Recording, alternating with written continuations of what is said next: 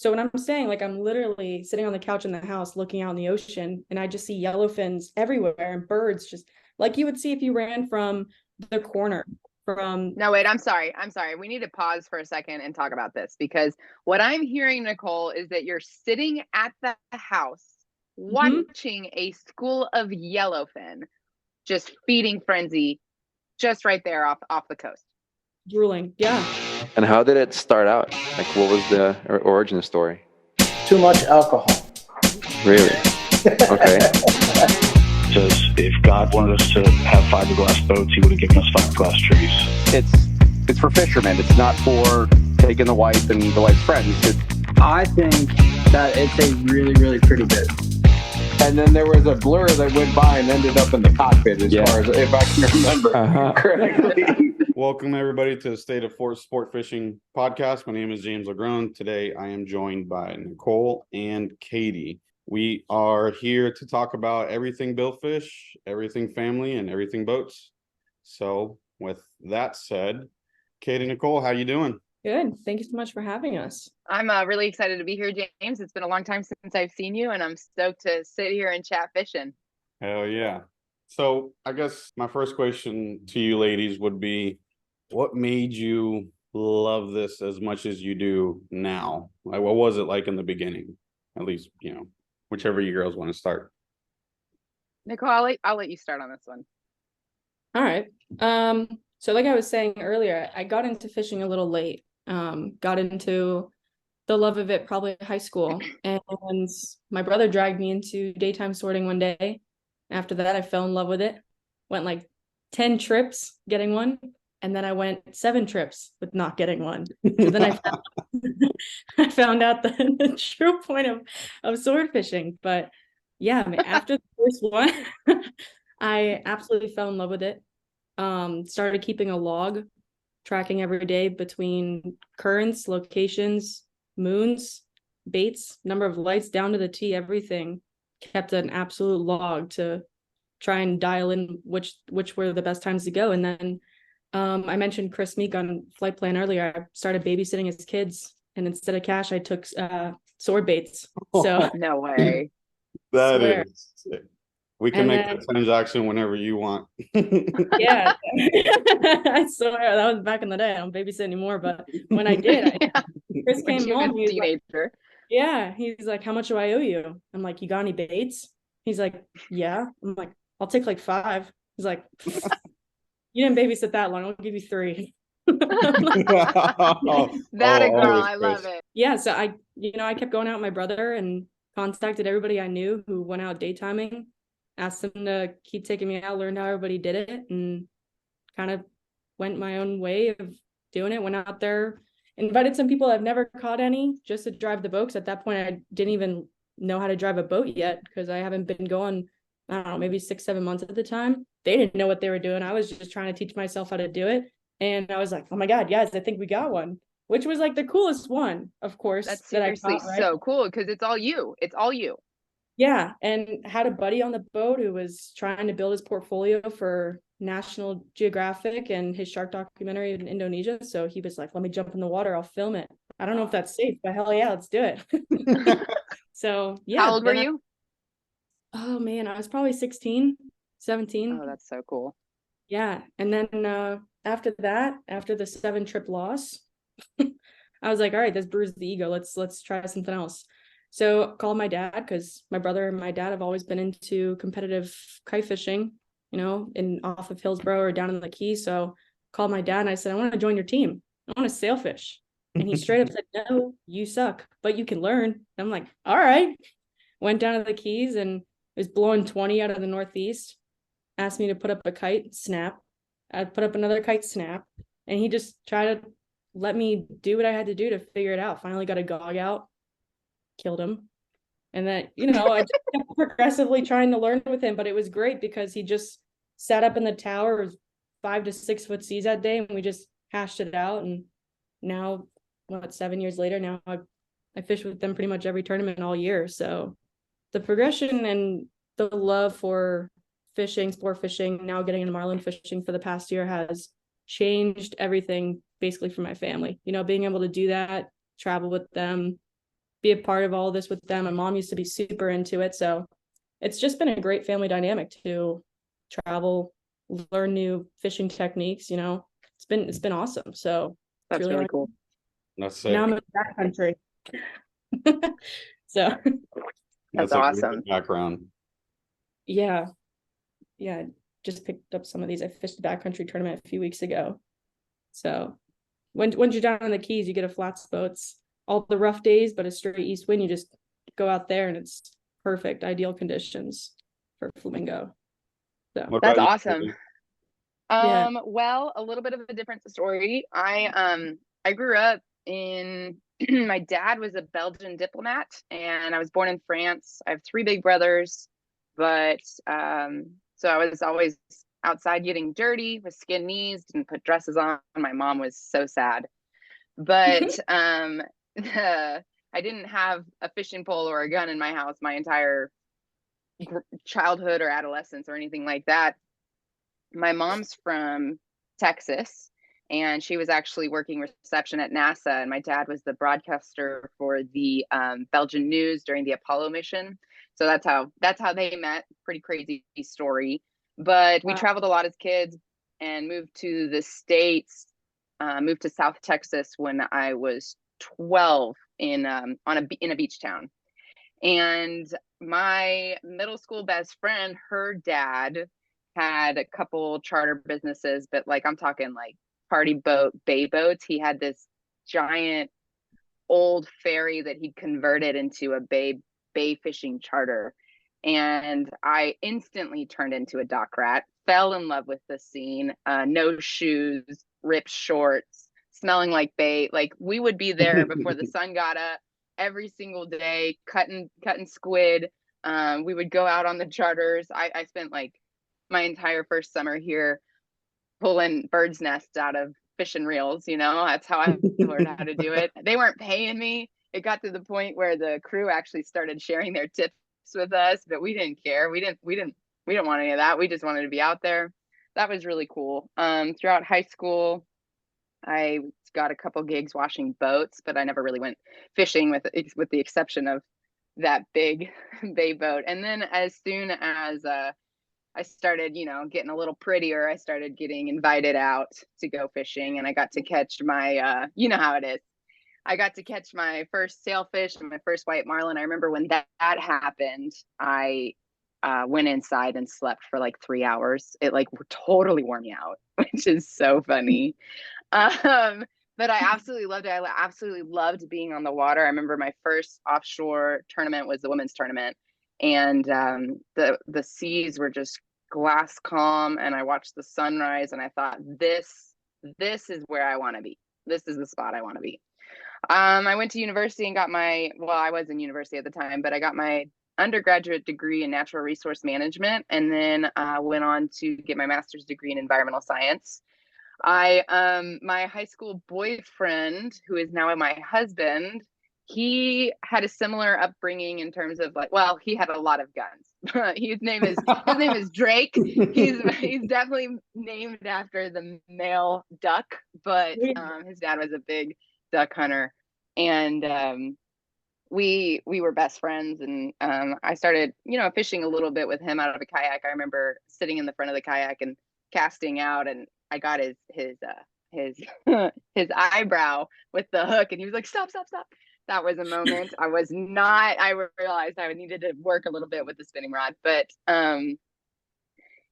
so he started on party boats and worked his way up into sport fishing and charters, and then eventually private. I went off to university. We had a break in the middle there, and then we were back together, and I was working director of environmental health and safety for an oil and gas company in South Texas, and Drake was fishing in Costa Rica next to you, James. And I remember, we did long distance for 4 years, and that was awful. And I said one day, I was like, you know what? This is it. It's either we break up or I move down to Costa Rica. So I convinced the boss of the boat, the owner of the boat that he was on, that it would be a good thing to have me on board cooking and cleaning. And obviously I knew I loved it. I did have my captain's license at the time. I had my 100-ton. Thanks to that old converted ferry boat and all the hours I spent on that. But yeah, I went down to the boat. I didn't know anything about bill fishing. I'd caught a handful. I'd gotten to visit him a handful of times, and got on board, was paid peanuts, but it was the best decision of my life. That's how I got into it. I can't say that wasn't one of the best like stories, especially like I wouldn't say it's easy to get into the industry when your dad or somebody in your family does it, but I don't want to say started from the bottom either. But when you start, well, it's definitely a different level of accessibility for sure. And everyone has their challenges and everyone has their fights. But I was really lucky that my husband was working for a man that liked to have good food and also had it with the oil. He owned an oil and gas company, and the oil and gas business was doing real good at the time. So I really had a chance to provide, to like show my value, and that was really really cool. So I quit my life and I ran away to Costa Rica, and it was just it was really great. It was, like I said, the best decision I've ever made. That's awesome. And I'm married, that's a decision. Yeah, that's really, really cool. Like you said, the level of accessibility is so different from one person to the next. It's really cool to always hear everybody's story about how they actually came in, Yeah, absolutely. So Nicole, have you, obviously South Florida is your home, and that's where you call home, but is there a place you'd like to go? Yes. I think What's my at the dream top of spot your would be list? Hervey Bay, Australia, for juvenile black marlin. Damn. Right off of Kingfisher Island. That is a trip of a lifetime for sure. So we had a guy on our podcast, I forget his name already, this is bad, but he said that he was catching juvenile black marlin, and he wished that the black marlin would cooperate to be able to get a picture of the black marlin jumping and the opera house in Sydney right behind it. He said he was from the mouth, he was inside the bay, and he wished the black marlin would just cooperate, but he catches them all the time there. Really? By Sydney? Yeah. Huh. Yeah, it's far south. The Hervey Bay is like a little more. Yeah, it's around the corner going north. Yeah. But yeah, that's all he does is just follow those juvenile black marlin, and it's pretty crazy what we heard from him. But no, that's no joke. I remember the first time Luke in Costa Rica told me, he was like, there's a place in Australia you can sight cast black marlin, and I'm like, what's that now? Yeah. Same, Nicole. That's a cool spot. That's a cool wish list spot. Good for you. Yeah, that'd be definitely a place I'd like to go for sure. What about you, Katie? I know you've been traveling a ton, but you've seen a lot of the world. What's your next spot that you'd like? My next spot, or my wish list spot? Wish list spot. So for me, we were in the Eastern Atlantic for the last 3 years, between the Canary Islands and Madeira, and that was a really, really incredible experience. We were supposed to be moving south 800 miles to a place you might have heard of, Cape Verde, for 3 more years, and unfortunately, months before the move, we already had all our documents for it and everything. Unfortunately, the operation had to pull the plug. So we went back to Texas, and from that, I didn't realize how badly I wanted to go to Cape Verde, and now it's just like, I have to get there. It's gonna happen. It's not gonna happen anytime soon. It's between that one and also Cape Verde is at the top, but I've been saying for a while, I told Drake, I was like, I would love the opportunity to work as a mate on a boat off the Great Barrier Reef for a marlin season one year. I would really love that opportunity. It's just the fishing out there is just insane, and then they anchor up on the other side of the reef, and it seems like the fads, but way more hardcore. That'd be incredible. Definitely a completely different level. I mean, it's so cool for you, Katie, to be able to travel with your husband like that and go to these places. I would almost, if we didn't I love my kids, but if we didn't have our kids, that's probably be the situation I'd like to get my wife into. And it's definitely a blessing. Absolutely. You know, no, it's definitely a blessing. And it's, I mean, like you said, I'm really lucky for it. To be able to have that partnership is really special, but you know, it's got its own challenges. Obviously, I don't think a lot of people are capable of working in a confined space with their spouse literally 24/7. But I will say that there are a lot of good things that come from it. I'm sure that y'all both know that being part of a crew for an extended amount of time, especially when traveling, can be really hard on the mental health and in turn the relationships. And you get a lot of burnout, you get a lot of burnt bridges. And when you're working with your spouse, you know, you can be cleaning the sump in the middle of the night because it overflowed and there's a high water alarm going off and there's an issue. Not to say that ever happened, but and then, you know, everyone's pissed and you can tell them to go fuck off. And the next day you still love each other, you know, there's no problems. It's fine. So that's the thing about having, as I'm sure, you know, Drake definitely found his other half, and you definitely found Drake's other half, to be able to be that much time in a confined space, working that closely together. It's literally sets the bar out for a lot of us, you know? So I'm really, really proud of you guys. Thanks. It also makes it a lot easier because, you know, traveling so much on a sport fishing boat. Yeah, it's so cool. Traveling so much on a sport fishing boat is hard. You know, you miss birthdays, you miss weddings, you miss Mother's Day, you miss really important dates, but you're with your spouse and that's family, right? So that helps a lot as well. Like I really can't imagine doing this job or having my husband doing this job without being a part of it. It's definitely tough. That's hard. You know, it's I'd say, me personally, because I'm in that side, that it's a lot tougher for my wife to basically go through life without me being here, you know, a lot of times.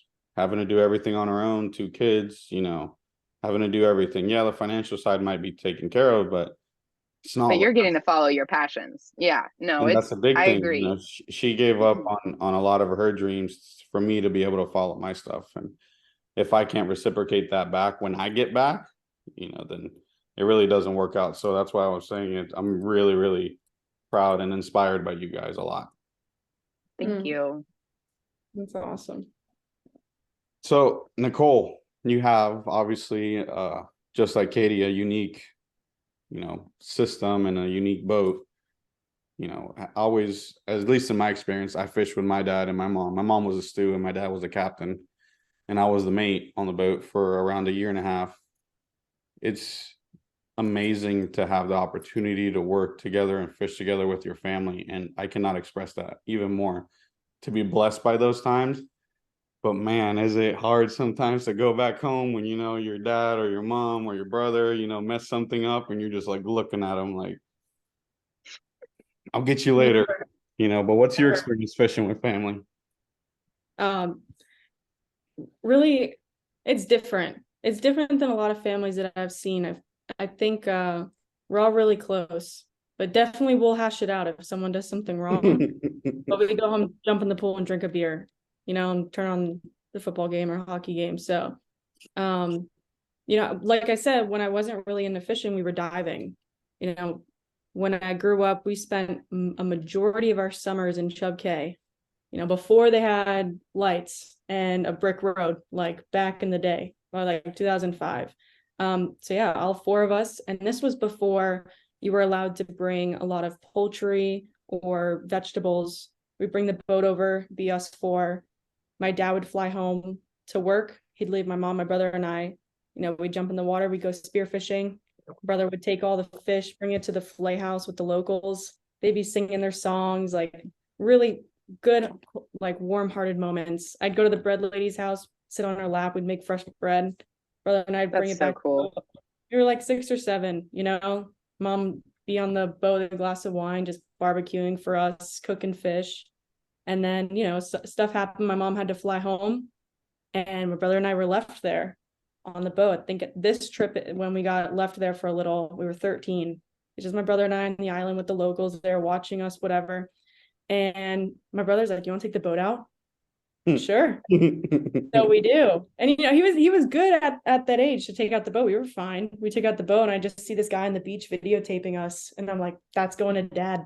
And my dad was like, "They're all right. They'll figure it out." Whatever That's happens, awesome. we've been What a there. cool childhood. Yeah, that's all we did with my family was fish, dive, eat food, drink beer, and watch football. So it's very like homey experience for sure, and it still is. I go to walkers with my dad, fish those tournaments. Every tournament we don't fish on skipjack, when my dad's fishing with Art on Native Sun, my brother and I take out 27 onslow. We fish a lot of tournaments together.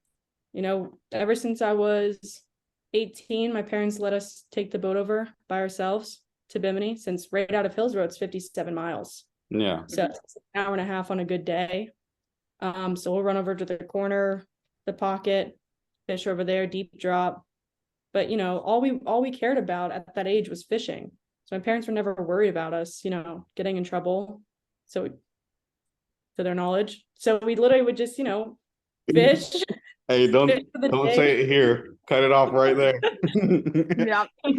No, my dad knows, they meet us over there, whatever, you come back. So it's always been like that, we go to Casa Vieja in Guatemala as a family. We'll do the whole fly fishing together. Yeah, I got there's a really cool video of my dad fly fishing. Sorry, hold on. My AC broke, so someone's here. Yeah.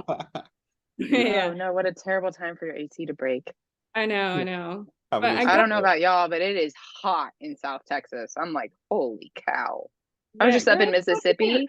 I thought it was hot up there, and I came back down here, and I was like, oh no, it's worse. Yeah, it just rained for about 5 minutes here, and it's nice and humid. Super, super hot, and now it's nice and steamy. Yeah, no, it's hot here. So yeah, ever since I got into it, I've been in it. We've just been traveling the world together, in Costa Rica, Dominican, Guatemala, mostly the Bahamas. So, every year we try and do a new trip to, like Harvey Bay. Like, we want to do that. So it's been cool to get into it and then continue to do it. And I learned so much from them. And my brother's full-time on a boat and freelances. So, we always have these crazy ideas we want to do. So this summer is Crooked Island. And you ever been to Crooked? Yeah. Yeah, that place is really, really cool. We went there for first time, I don't know, like last June, and I was the first one there. So I just go to the house and I'm sitting on the couch answering emails, and I look out the window and all I see is all this crashing, beautiful flat day, all crashing water. And I'm like, what is that? I'm like, oh my God, those are just yellowfins everywhere. And so where's Crooked? It's just South Bahamas. Yeah, South Bahamas. Okay. Like really, really close to Turks. Okay, and cool. it's a really cool spot. It's away. It's a long ways away from real civilization, but yeah. Yeah, but it's remote and it's cool. And the way that the ocean's structured there, you just fish right out front. I mean, the drop off is absolutely crazy there. So when I'm saying, like, I'm literally sitting on the couch in the house looking out in the ocean, and I just see yellowfins everywhere and birds just like you would see if you ran from the corner. No, wait, I'm sorry. We need to pause for a second and talk about this, because what I'm hearing, Nicole, is that you're sitting at the house watching a school of yellowfin just feeding frenzy just right there off the coast. Drooling. Yeah. That's hardcore. It was crazy. And yeah. So the next day, that's some dramatic seafloor mapping right there. Yeah. I mean, it's a really, and they got great diving there. But yeah, the whole structure around that island's unbelievable. They have incredible backcountry fishing as well. So, my parents just got a boat to anchor off over there, but we brought an 18-foot chittum to go backcountry with. That's the other problem. We have an 18 beaver tail, but it's too heavy. So the chittum is like 850 pounds altogether. Goodness. So, did y'all tow it? No, it gets mounted on the top of the deck. They bought a 1986 82-foot Burger. So it has okay. it'll pick it up and put it up there. She calls her boat the tender. No, park next to an 80. Park next to an 80 in Walker. Goodness.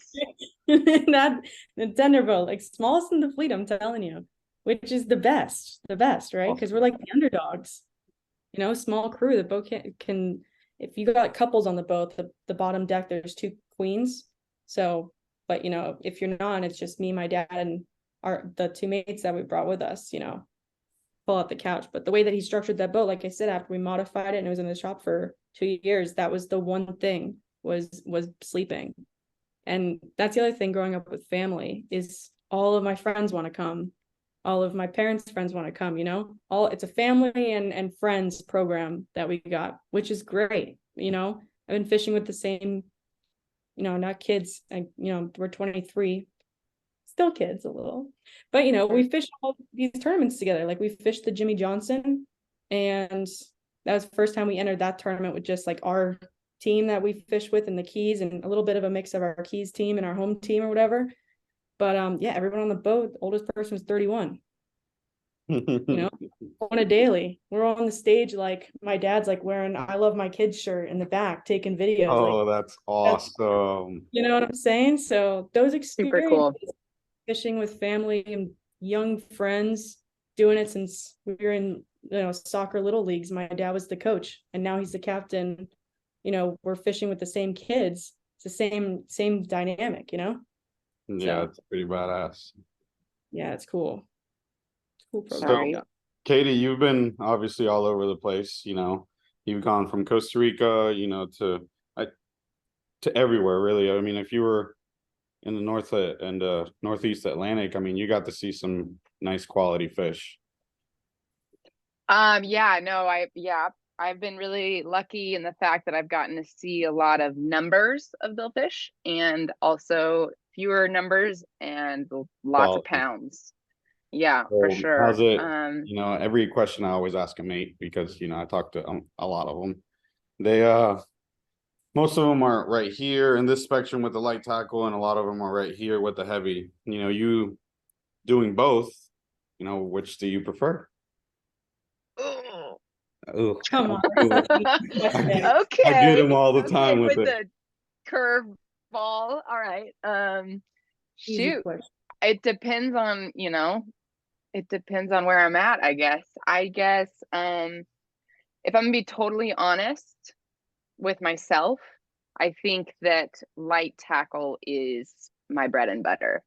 I absolutely love the dynamic of the competition of having to hold a rod the whole time. I absolutely like circle hook fishing, dead baits specifically, but I really, really love the bait and switch. I love teaser fishing, no hooks in the water with a pitch bait ready, having to like present that bait to that fish, depending. It's not always the same way. It depends on what the fish is doing, and you have to learn how to read the fish. You have to learn how to read the bite, what's going on, the elements, and to be able to present that bait and get that bite is really what I think that's what I live for. And if, I've always, in the Costa Rica, I got to do a lot of back end pitching. The boss would go off to the teaser that the fish showed up on, but I was always in the back.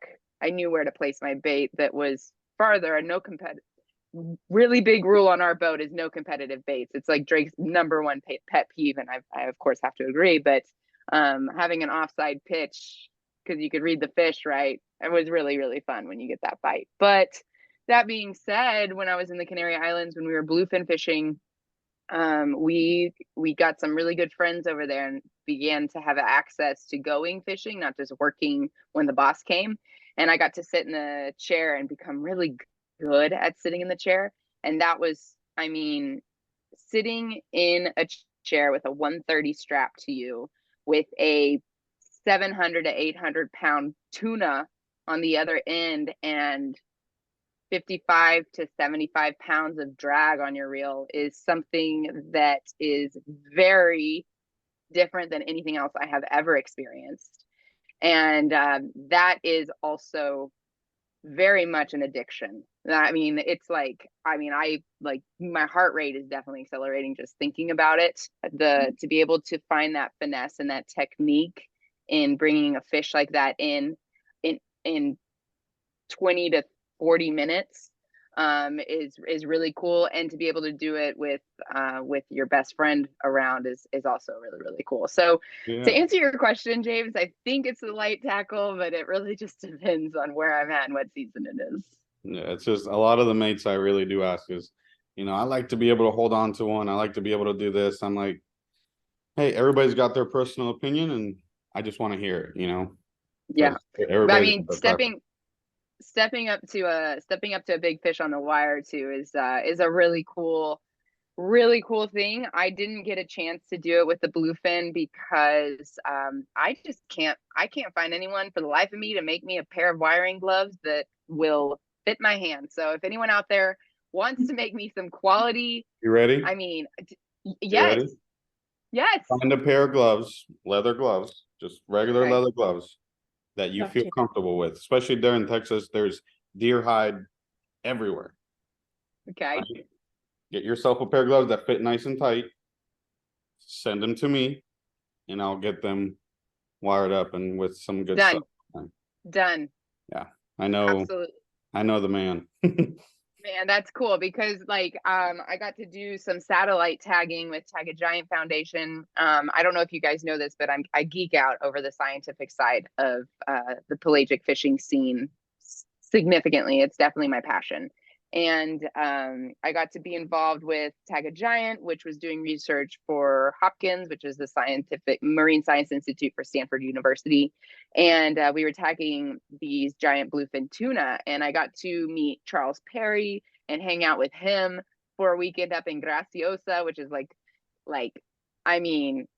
talk about a remote island.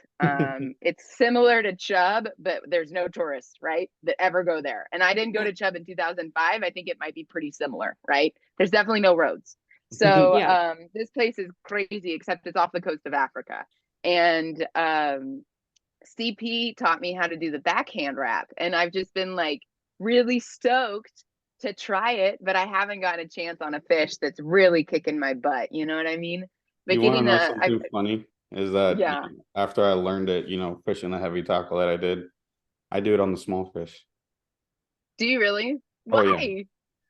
Oh, yeah. Why not practice every chance you get? Okay, there's practice. A big difference, when you got a 300 to 400 pound fish.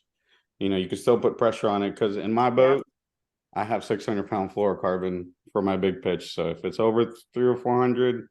Everybody needs what size reel are you pitching on your big pitch? 50. 50, okay. So I say big pitch and I say heavy and all this other stuff, but I still want my anglers to be able to be mobile. And I got new stainless gears on my 50s to where I can go all the way up to 80 pounds of drag if I have to. That's so cool. That's so cool. And on a stand up on a harness with the right rod, the whole thing.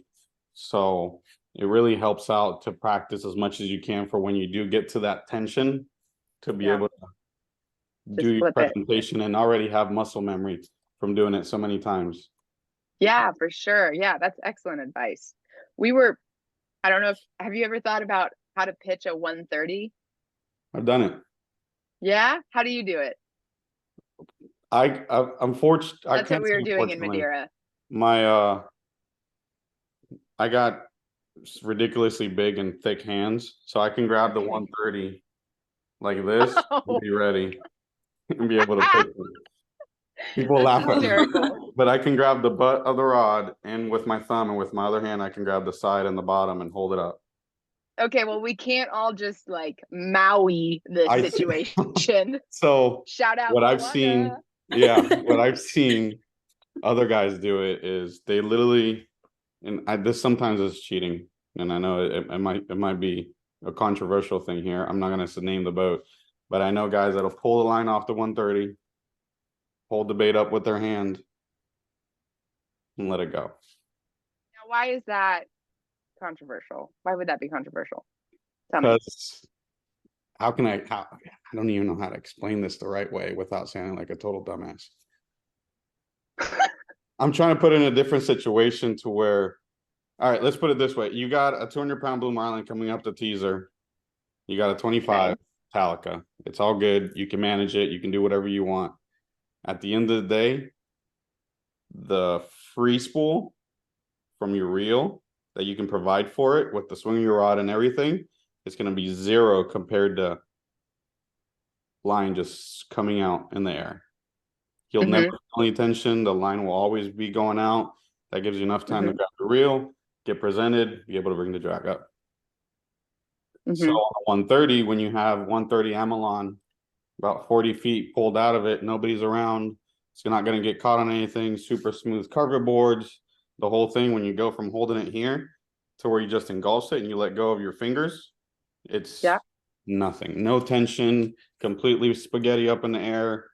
Beautiful. And you just pick up your rod and it's already in strike. And I mean, the idea of having, if I'm being totally honest with you, James, the idea, which I am, the idea of having 40 foot of Amelon in my cockpit, just willy-nilly with a big fish eating. Please, you guys, do not do that at home. Thank you. That's why I didn't name the boat. That's why I'm not naming anything. But I'm just telling you what I view on other boats that I've been on. I've only been on 2 other boats besides me pitching it that the guys pitched it. And I saw another guy hold the 130 with both his hands, thumbs in, free spool, and be able to hold it with his elbows, the butt, and pitch it like that. I mean, that's crazy because it's obviously a bent butt. Well, let me tell you what we were doing in Madeira, because we were pulling lures in the longs, but we were pulling teasers in the shorts or the flat line. Well, sorry, bridge teasers. And we had a friend make us up this thing called what he dubbed it the Pitchmeister, and it sits on a rod butt, and it's essentially like a little drum barrel, right? And it has 2 clips, and you take your 30 to 40 foot out. Definitely, we were definitely 40. You want to get good, and then you wrap it around the Pitchmeister and just barely clip it in, and you walk and it sits there like so. Your 130's in the back in the chair, and the Pitchmeister sitting in front of it. We have our mackerel is what we were using in the pitch. So that's a story for another time. And you feed the fish where you need it. If you need to bring it in, that was really stressful. So like one of us would have the Pitchmeister in hand, and the boss would pitch it out. And then, but if Drake's like, it's on the teaser, and the pitch is too far out, bring it in, because you only have one, right? It's they're like made is we're like wrapping it around the Pitchmeister as quickly as possible. And the idea of it potentially tangling up is so terrifying, but because it's like, I mean, they're like 600, 800. We never got that 1,000-pounder, but they're big fish over there. And when the average fish is 600 to 800, that's a good fish. that's a good fish. Oh man, but I do remember going up to the bridge. We fished 25 days in Madeira, and we caught 10. We released 10 blue marlin. We saw 15 fish, and I remember, which that's a lot of days of not seeing anything, right? And I remember going up to the bridge and talking to Drake. Like we went to Madeira from Costa Rica, and I had 4 full-time seasons there between Costa Rica and Baja. Mags, where the striped marlin fishing's insane, and the sail fishing in Costa Rica, y'all know, and the fads, y'all know. And it's just like I remember telling him, like, when did our life get so boring? Because this is brutal. Oh my Lord, I think one day we went 9 days without seeing a single fish. And I was just like, I went 21. Goodness gracious. Over there. Oh, barf. That's hard. Were you questioning your life choices? So right before that, unfortunately, I did, just like you said, I was in the Pacific and I fished Mag Bay, and we released 146 in 4 days. And crazy. I flew straight over because it was December, and I flew straight over, spent a month vacationing, doing stuff, and then I didn't fish anything. So my last experience was a month before that, but it was a lot of fish. So when I went there, the first day, caught one. It was around. Wait, where were you? In Madeira. Oh, you went to Madeira. Okay, yeah, go. I went 21 days after that one fish that was like 300 or 400 pounds without seeing one. You fished 21 days back to back in Madeira? Yeah. Cha-ching. Where were you fishing out of? Calheta or Funchal? Calheta. Calheta. Who were you with? I'm sorry. I just need to know. Private boat. Okay. Yeah, private boat. He owned the Dorothy 3 up Dorothy 2, not the 3. And he had a hatteras over there, and he was only going to be there for 3 weeks. In the 3 weeks we fished, it's just. Oh no. Yeah, it's like, but Man. it's okay. You know, it's okay. Like you said, you know, it that's where it shows the amount. Just like, you know, Nicole with the sword fishing on, you know, in South Florida, you can go as many days as you want not catching one, but just that one that you do catch, that one that you do get a bite, you can do it all over again. Makes Keeps it worth bringing it. you back. Yeah, keeps bringing you back for sure. Yeah. Man, So- James, I don't feel too bad for you though, like going from Mags to Madeira, because I will, the only time I have ever put in the towel on fishing, the only time was Mags Bay. My boss would come by himself, and so we were not only doing God bless all you the if he came by himself. No, yeah, we're not only doing all the crew work, but we're also reeling in the fish, which is great fun. That's what we love to do ish. Yeah, after but like 20, like, you're done. but then also, you know, you're catching 3 at a time until we're all like, please don't hook another one because we need to catch these 3. And then you're like way in backing while the boss is catching his fish, bless him. And it's like, okay, boss, like, Drake, can we please go towards my fish because this is going to take me so long. Yeah, no, I've never thrown Had in that the running towel joke until that moment. we had that running joke in Mag Bay where after the first afternoon we caught 80 in like 3.5 hours the first afternoon. And That's we had a crazy. running joke the next day to where, all right, here he comes. And everybody's just standing there like, who's going to be the first one? We would do I can't, like, I obviously will get to the rod first every single time unless somebody's quicker than me, which is not very common, but I like can't help it. But then what we would do is be like, mine's closer, you know, like, let's go get mine first. So Don't look at the pool. I figured that one out, and then everyone caught on real quick, so that was unfortunate. So Nicole, going down to Guatemala, you know, obviously you do a ton of sail fishing in South Florida. How different was it the first time you got to Guatemala to, you know, obviously kite fishing, you know, in South Florida when it's rough and windy and rainy and, you know, when it's blowing, we're going, you know, that's the motto in South Florida, going to Guatemala. And it's like, where's a wave? Like that, and oh my God, what a long ride. You know, because, you know, Hillsborough, it's, you know, it's still really close compared to fishing in South America or the Guatemala or places like that, even North Carolina, right? But in the Keys, you know, we do a lot of live bait pitching. You know, if the conditions are right, we're playing in the sand all day. So even that, you know, we're in 30-40 foot of water. So we're right out front. We catch our bait in the same place we catch our sailfish, right off Alligator Reef.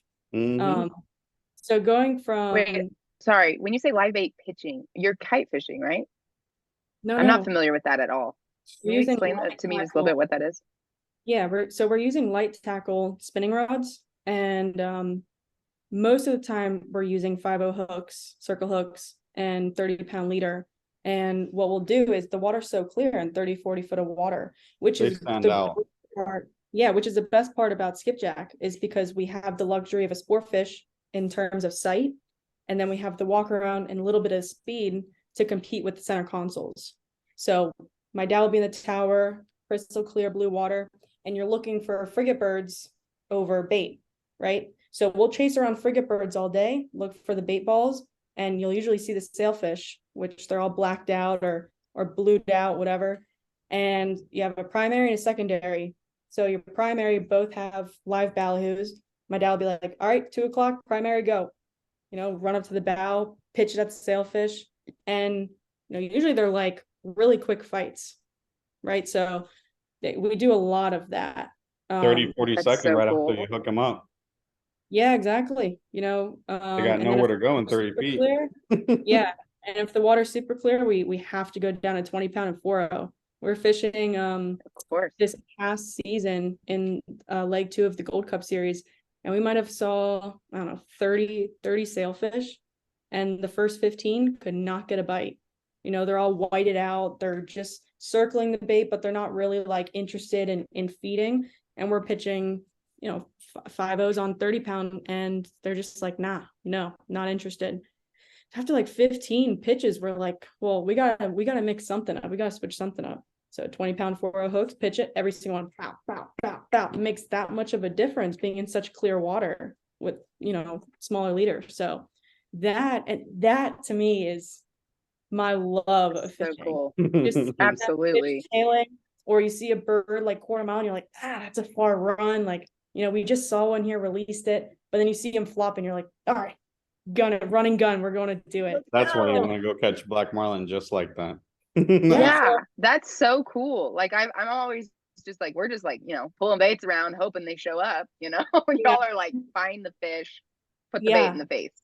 And the best part is, you know, we're in the onslaught doing it with my brother, man. It's just, he's so pumped about it, because even on the boat, his favorite part is he doesn't want to catch one, you know, he doesn't mind pitching. He just likes to see the bite, right? Like nothing's better for you seeing a freaking 500-pounder tear down that teaser of big lure, right? That just gets you all fired up. For him, it's seeing a flopper quarter mile away and knowing that he's gonna freaking push throttle down and go 50 miles an hour and hope that we're back there in like a foot of water on the deck, just like figuring it out. You open that live well and it's like 50 miles an hour. I'm screaming, and my brother's like, what's taking you so long? Let's go. I'm like, gosh, we got a quarter mile.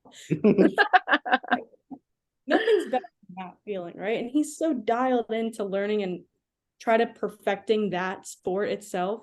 Live pitching is so cool to be a part of that with him, which makes the family dynamic so fun. And the first time I ever did that with him was in the midst of COVID, right? The Keys were shut down. It's like 11 o'clock at night. I get a call, Nicole, you got to come down to the Keys. They're showering like crazy. I'm like, all right, how much did you catch today? He goes, like 54 off the Keys. All right, I'll be right there. I'm on my way. But Keys locked down, so I had to break in. So I called my dad. I'm like, can I have a copy of the water bill? You need your name on something to get in. Cop was like, no, you can't go in.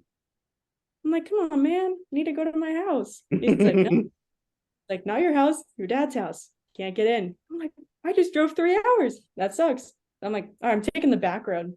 I literally took Cartstown Road past Ocean Reef, and there was like a security guard because a police officer took time off, like a break. And I made my boyfriend jump in the back and hide. And I like fake cried. I was like, I gotta go in. I gotta go help my family. He's like, all right, don't tell anyone. So the next day I went out and caught 65. And my brother That's so awesome. was so dialed in. Even before the first day, he went out and bought 100 flags. And he was like, this, you know, we're going to try and break the record.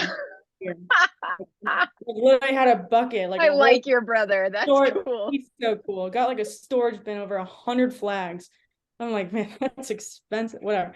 So we're out there, and it was my first time ever seeing that. And it was like 12 of us on the boat, just primary, secondary, primary, secondary, primary. And it's just like back and forth. But there was a whole line of boats. There was like 7 of us. Yeah, there. If I'm not mistaken, there was 14 boats that caught over 50 that day. Yeah, well, we That's caught. So crazy. It was like the boat next to us too. We were like battling all day. Yeah, like because Lee was fishing it. A bunch of other guys were fishing that stuff, and I heard about it. I was in Costa Rica when that happened, and I was jealous. Yeah, so cool. You got to be a part of that, Nicole. Yeah, and it was awesome. I think 64 was what we got, 64, and the boat next was like, we have 72. My brother was like, all right, I'm done. I'm done.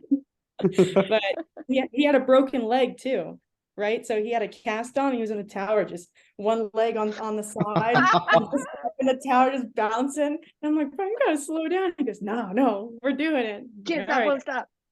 Yeah. So best thing about a day like that is that you don't remember like 3 or 4 hours of it. It's just a blur. Exactly. Yeah, it happens so fast. Like it's 20-second fights from hook up to release. I'll send you some videos sometimes. I mean, you'll be like, what the heck? I mean, pitch, hook as fast as you can, bring it up. Next one, go, re-rig. Yeah. Yeah. fun. It's Absolutely. quick and everyone is just so pumped, and it's really cool. So yeah, when you ask me like between that and Guatemala, different but same rush adrenaline, right? Like, yeah, that's cool. Nicole, have you ever done any fly fishing for billfish? In Guatemala, yeah. Tell me The about it. Sail Fly by Randy Tao, the same guy who built Skipjack, has an awesome tournament out there every year. So my first time I ever threw a fly rod was at a sailfish and hooked him. So that was, again, went with my dad and brother, just us. And dad hooked a blue marlin, caught him. I think my brother hooked in a blue marlin for a little bit. And then here was my chance, right? I'm like, man, I don't know what the heck I'm doing. I have no idea. So my dad was like, just, all you gotta do is nice back cast and release. And I'm like, I feel like you're downplaying this, but all right, we'll try. So, and the May has like a teaser, boat slows down in neutral, and I'm like, what's going on? Dad's like, just focus and strip it. But it was like, point your rod tip at it, strip, and teased him up with the mackerel and threw the mackerel out of the water, and thing just plows on it. I got the cool video of it. It's really cool. That's so cool. But they didn't tell me how to do it before. It was kind of just like in the moment. They're like, you got this. Instinct. Yeah, you obviously know what you're doing. Is. You obviously know how fish eat, how to present it. Like, absolutely. We always, whenever we have someone come on board that has any inkling to fly fish for the billfish, we are, you can tell they're always like, would it be okay if we catch enough? Would we be okay if we could fly? And we're always like, yes, let's do it. I think it's the coolest thing. Like you said, the mate was teasing. That's like that's my favorite role. I'm like, all right, let's do this. And when we put in neutral, so the listener, in case you don't know, you have to put it in neutral for it to count, right? And that means there's no wash behind the boat, and you see the coolest image of these billfish behind the water. And when they eat that fly, it is just so sick. It's like, it doesn't even matter. Sorry, I'm getting excited. It doesn't even matter if it gets released, if it works out, because that moment is just so high intensity and so stinking awesome, because everybody has a role and everybody's involved in it. And it's just, it's really cool. And when you seal it, that's a really cool story, Nicole. I love that. My biggest mistake, I guess, was after I was stripping it, I still had, had all that slack in the line. So when he came up and ate it, I just kind of pulled like I would, but I only pulled once and just was kind of like slowly letting out the line. And I hooked him, he jumped for a little bit, and they told me that the hook wasn't stuck in the mouth enough. And then I was like, all right, well, I'm gonna watch you, do it next and pay more attention. My dad was like a freaking axe. I'm like, all right. Really putting the freaking heat, and he was like, you got to stick it in his mouth. And I'm just, you see me in the video, like just holding it, just like letting out the line, trying to keep tension, but like not too much tension, like you think of it like that. Of course. Oh, was I wrong? But next time. Yeah, so like you're saying, I mean, when they're lit up like that and they're chasing a teaser and there was no, like you're saying, no wash, where it was beautiful. That, or like a 6-foot down sea bite. That where you see it coming into the wave. Can't say I've had a lot of those. Really? We did have one day in Costa Rica. It was, I think, we released 23 fish that day, 23 blue marlin, and all bait and switch. And it was really rough. It was our roughest we've ever had out there. A Chip Schaefer called Drake on I don't know if y'all know who Chip is, but IGFA legend, right? Talk about fly fishing. He before you say that, the year I released, just that week I released 946 billfish. That season he released 1,000 stripies on fly. So cool. I love Chip. He's a good guy. Sorry for He's interrupting. a cool person. No, don't be. He called Drake on this app, and we set the sea anchor out. It was rough. Like that day, I was still the stewardess on the boat, right? I wasn't mate. And I remember the crock pot went like off the galley counter, and we had an aft galley, which to me has got to be one of the coolest features in a sport fishing boat. I haven't seen it on any other boat, but it's because it's so stable back there. And you can also be back there and like see everything that's going outside, be really quick and efficient. Anyway, so my crock pot hit the roof, the boat, and it was just like, holy cow. As did our night guy. Do you remember Knocker? Yeah. Yeah, so Knocker also hit the roof. He was sitting on the couch. But Chip called us that night, and he's like, where are you at? And Drake told him about 130 miles offshore, and he's like, you need to come inshore. You need to come inshore. And shortly after that, Bubba Carter called Drake. Drake told him where we were, and he's like, tuck your tail, boy. It's time. You got to go. So we went in, and that storm ended up turning into Hurricane Harvey in the Gulf. And it took the roof off my parents' house. So that was a really fun little week. But we caught 23 blue marlin that day. So that was pretty cool. But that's definitely one of the only times I've been scared on the boat. My job, we had to pull the sea anchor. It was so rough, you guys. It was dark, and we had to pull the sea anchor, and we didn't have a rail on the bow. And my job was to hold the floodlight, the flashlight, the what am I trying to say? What are those called? The big, powerful spotlight, the spotlight. They were like, okay, Drake's like, take the spotlight, shine it on us. If someone goes over, keep it on them. I'm like, what? What's that? What do you want me to do? I'm like, put your freaking life jackets on. This is terrifying. Yeah, that was really hardcore. Drake was like, just go up there and shine the light. And you were like, no, life jackets. No, like, no. this is hardcore. Yeah, no way. Meanwhile, Boss Man's just sleeping away inside. But he didn't care. He did not care if it was rough. Bless him. He was super. He did not care. The boat could be falling apart, and he's like, whoa, it's how it is. But no, we went in, and we had a really great week of fishing that week. That was a good trip. Sounds epic. It was epic. It was a fun time. So, Katie, you've obviously, we both, Nicole and I, have obviously stalked your Instagram this weekend. We saw that, you're up to 2,800 billfish since, you've been a part of that program. A big thing I see that the ladies do that men don't do in our industry is keep logs and, keep information nice and tidy and organized, because I can't tell you how many captains are just like, let me think about this. Where was I going back to the start? It's really cool I only keep one tally. For me, it's blue marlins, and the rest I can't say I could care less, but I really don't keep a tally on them. So it's really cool for you. I imagine you got the location, the amount, where you were when you caught them and all that. So it's really cool to know that there's actually people that are that much ahead. I have to go ahead and stop you there, James, because that is full throw to Drake. As the captain on board, he keeps really extensive logs. I don't at all. I know he's doing it, so I just let it happen. Never mind. And no, but I mean, it's really cool what he does. He'll of course write the date, the location, everyone on board, which has come in handy so many times. He'll track AM, PM, what we see, how many bites we have, and how many releases we have. He'll also track the moon phase, the water temp, and what the currents are doing. And he does this every single day of fishing. And when Nicole was talking about her logs earlier, I was really impressed, and I was like, that's really cool. I don't log that stuff. We're lucky if Katie logs her sea time, if we're being honest. Like, I'm really bad. That is not my strength.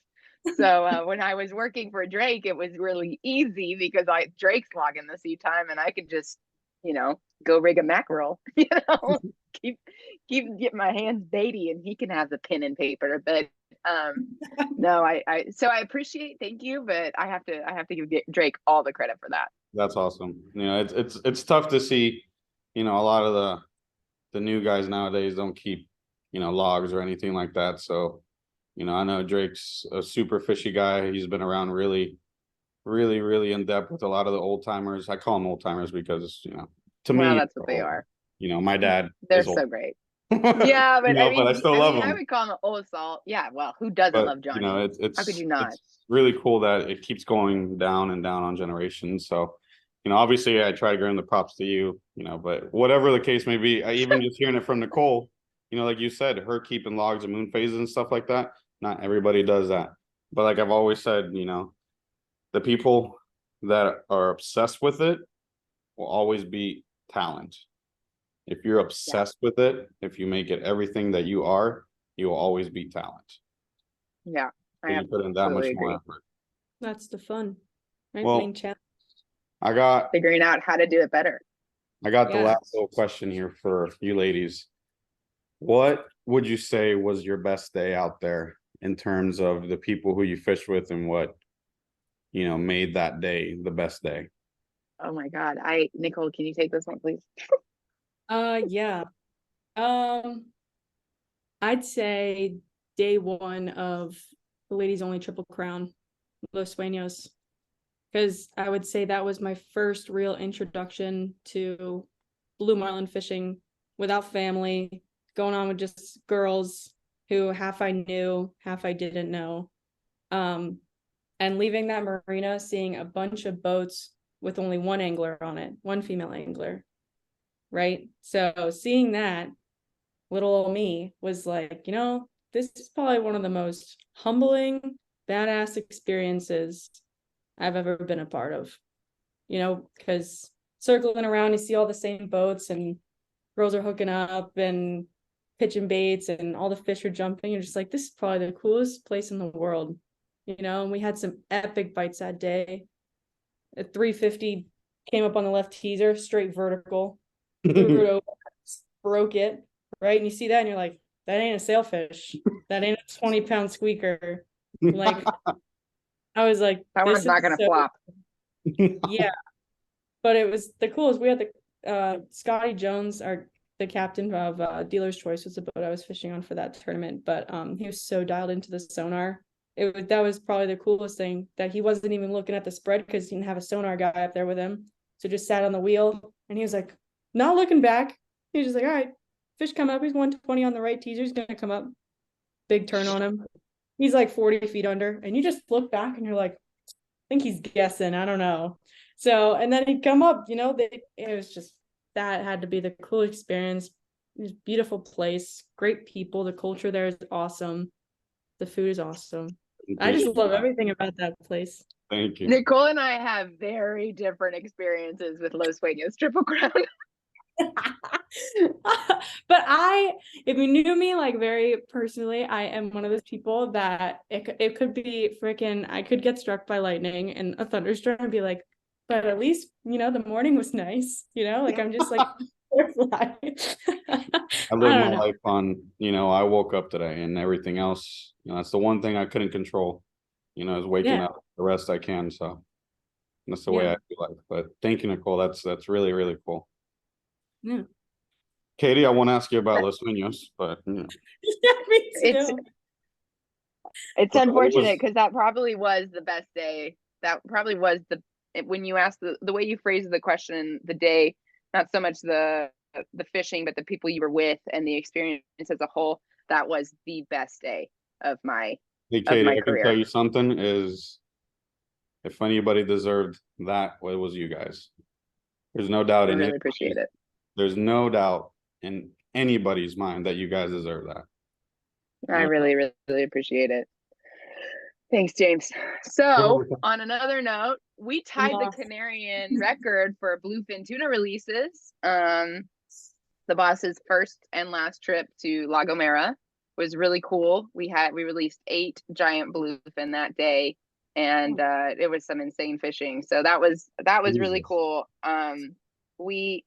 That for me was a really special experience because it was the first time that I ever got to be the first mate on the boat. It was the first time that the tackle was all mine. I rigged every single wind on. I crimped every single hook. I spliced every single main line, top shot into the backing, and absolutely, I mean, if you're going to put tackle to the test, it's going to be on giant bluefin tuna, and not a single piece of tackle failed. And that was a really cool moment for me, for sure. Proud moment. For me, for Drake, for the boss, he had his son there with him. We could have beat the record, but they were done. They were like, we can't. Please don't make us. I think it's kind of like me at Max, right? Catching 4 of them a piece if they did. Sheesh. Yeah, it was hardcore. It was hardcore. But that's a magical place. And that was we got preparation met opportunity that day for sure. Oh, yeah. The opportunity, that was the craziest feeding frenzy I've ever seen. I'll have to make sure to send it to you guys. So I have a video of that day that you guys can post because it's just like insane. Yeah, Sick. please do. Where was this again? Canary Islands. It was the island of La Gomera, Gomera. It's just off the coast of West Africa. We lived there for 3 years. I have Spanish residency. So, That's Wow. awesome. that was hardcore. We Awesome. were there through the pandemic, and that was hardcore. And Yeah. yeah. Wow. Well, with this, Great question. Go ahead. No, I said great question. Yeah, it's I always make it because I love hearing, like I said, people's how they came into it and what their best day was with the people they experienced that day. Because to me, it always comes down to, you can have a great day, but if you didn't spend that day with some good people, it really doesn't matter, you know. So Yeah, I agree. with that, ladies, I appreciate your time here on the State of Billfish podcast, and we'll talk soon. It was Thank so you. good to see you. Thank you so much for having me, Nicole. It was so nice to meet you, and y'all have a good one. Yeah, thank you Really. so much. See you guys.